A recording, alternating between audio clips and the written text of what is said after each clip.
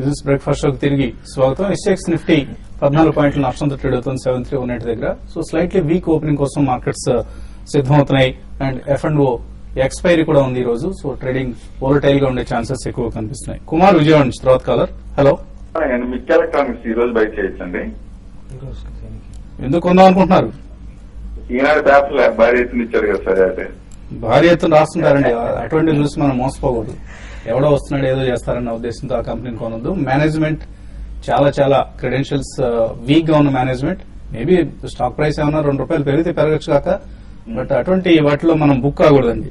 Fundamentals బాగా ఉన్న companies కొనుక్కోండి. ఏదో స్పెక్యులేట్ చేద్దాము ఇటువంటి చిన్న న్యూస్ వచ్చాయి కదా. అండ్ ఈనాడు వాళ్ళకి ఎటువంటి ఉద్దేశంతో ఆ వార్త ఇచ్చారో కూడా మనకు తెలియదు. అంటే ఏదో ఒక ఫారిన్ కంపెనీ వస్తుంది, ఇందులో ఈక్విటీలో ఇన్వెస్ట్ చేయడానికి ఆ కంపెనీ ఉత్సాహం చూపుతుందని. కానీ కంపెనీ పరిస్థితి చాలా దయనీయంగా ఉంది. ఎంప్లాయీస్ కి గత కొద్ది నెలలుగా గత 2 సంవత్సరాలుగా శాలరీస్ సరిగ్గా ఇవ్వడం లేదు.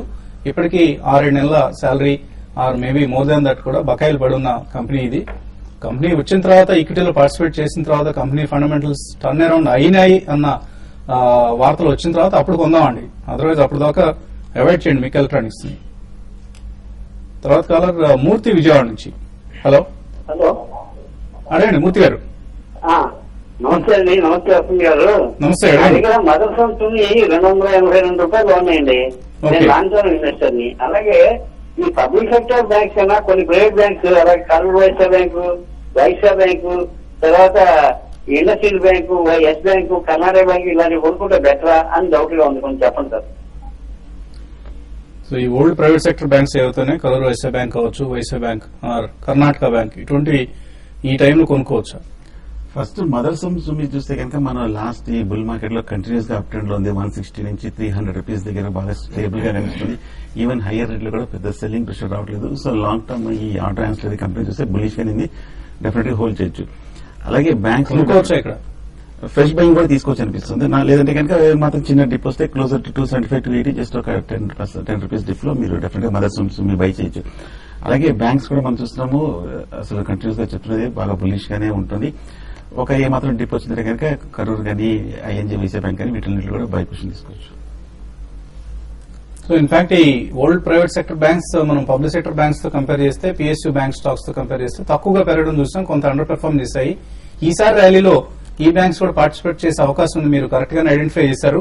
మేబీ డిక్లైన్స్ లో తీసుకోండి. మార్కెట్ ఒకవేళ కొంచెం వెనక్కి వస్తే మాత్రం తప్పనిసరిగా మీరు ఈ అడిగిన బ్యాంక్స్ కరూర్ వైశ్య, కర్ణాటక బ్యాంక్ లాంటి వాటిలో తీసుకోవచ్చు పొజిషన్స్. ఈవెన్ ఫెడరల్ బ్యాంక్ కూడా one such candidate. Ramakrishna Kakinada నుంచి తర్వాత కలర్. హలో అండి. రామకృష్ణ గారు అడగండి. ఇది తిరుమల ఎంటర్ప్రైజ్ గురించి అని చెప్తారు. రీసెంట్ గా ఒక సేల్ జరిగింది, పర్చేస్ శ్రీరామ్ ట్రాన్స్పోర్ట్ లో, శ్రీరామ్ ఫైనాన్స్ లో పర్చేస్ జరిగింది. దీనికి వాల్యూ ఉన్నదని అన్న దాని గురించి చెప్తారు. ఇట్స్ ఏ హోల్డింగ్ కంపెనీ అండి. ఈ మీరు అన్నట్లుగా శ్రీరామ్ ట్రాన్స్పోర్ట్ లాంటి వాటిలో వీటన్నిటిలోనూ ఇన్వెస్ట్ చేస్తున్న కంపెనీ ఇది.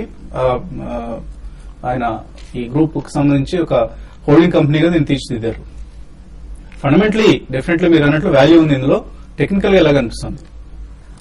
మీరు అడిగింది పిరమిల్ అనుకుంటాను. సో పిరమిల్ ఓవరాల్ గా చూస్తే కనుక బులిష్ గానే కనిపిస్తుంది. కంటిన్యూస్ గా 1 వేలోనే కనిపిస్తుంది. పిరమిల్ హెల్త్ నా ఉద్దేశం అయితే కనుక హోల్డ్ చేయండి. అంటే మీరు ఇప్పుడు తీసుకుందాం అనుకుంటున్నారా ఈ స్టాక్ ని, లేకపోతే ఆల్రెడీ ఉన్నాయండి? ఓకే అండి. ఇక్కడ ఫ్రెష్ గా బై చేద్దాం అనుకుంటున్నారు?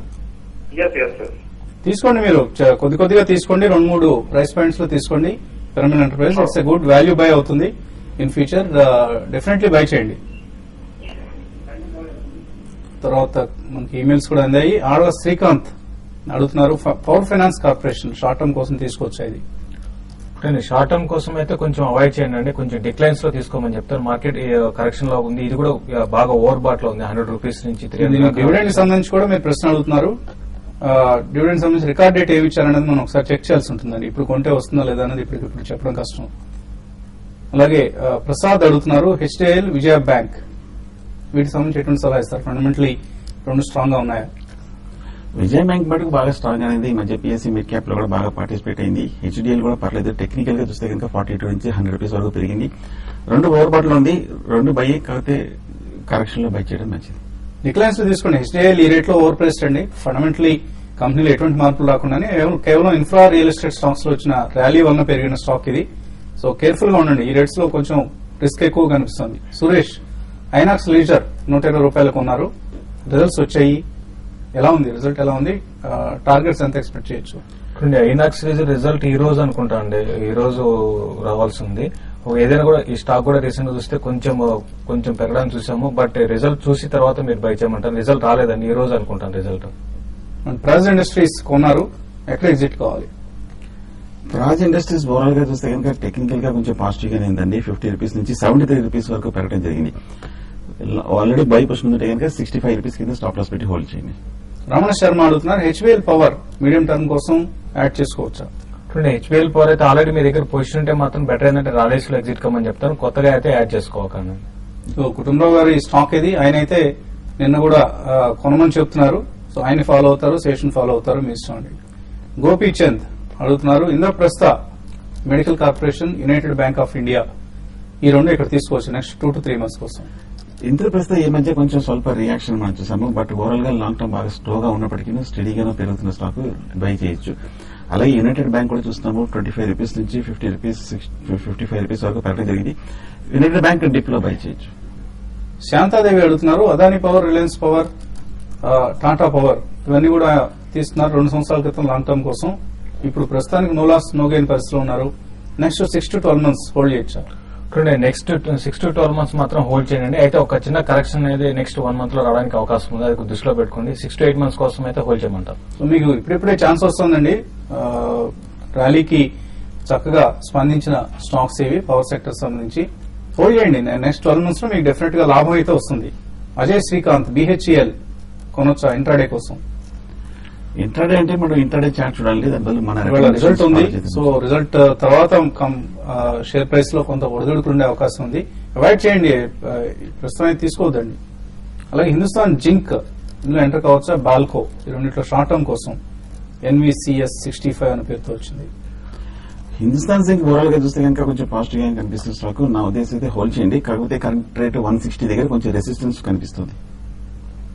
హిందుస్థాన్ జింక్ సంబంధించి రకరకాల వార్తలు వస్తాయండి. వేదాంత గ్రూప్ కి ఈ రెసిడ్యువల్ స్టేక్ ఏదైతే ఉందో దీన్ని వేదాంత గ్రూప్ ఎక్కడ ఎక్వైర్ చేస్తుంది, ఏ ప్రైస్ దగ్గర ఎక్వైర్ చేస్తుంది అన్న అంచనాలు కొద్దిగా ఉన్నాయి. దీనికి సంబంధించి కొద్దిగా న్యూస్ ఫ్లో ఇంప్రూవ్ అయిన తర్వాత అప్పుడు తీసుకోవడం బెటర్ అనిపిస్తుంది, అదర్వైజ్ కొంచెం రిస్కీ బెట్ అవుతుంది. ఇంకా చాలా మెయిల్స్ మిగిలిపోయి, కానీ మనకు లాస్ట్ మెయిల్ ఒకటి తీసుకున్నాం. భవానీ శంకర్ అడుగుతున్నారు, నిఫ్టీ ఫ్యూచర్స్ నేను తీసుకున్నారు 7325 దగ్గర హోల్డ్ చేసి ఎగ్జిట్ కావచ్చు. లాస్ట్ 1 hour లో మార్కెట్ కొంచెం పెరగడానికి అవకాశం ఉందండి. ఈ రోజు మాత్రం బెటర్ ఏంటంటే పొజిషన్ క్లోజ్ చేయమంటారు. నెక్స్ట్ సిరీస్ లో మాత్రం ఫస్ట్ లాంగ్ అయితే వద్దండి నిఫ్టీలో. సో ఇది ఇవాల్టి బిజినెస్ బ్రేక్ఫాస్ట్ షో. మధ్యాహ్నం 1:30 స్మార్ట్ ఇన్వెస్ట్ లో మళ్ళీ కలుద్దాం.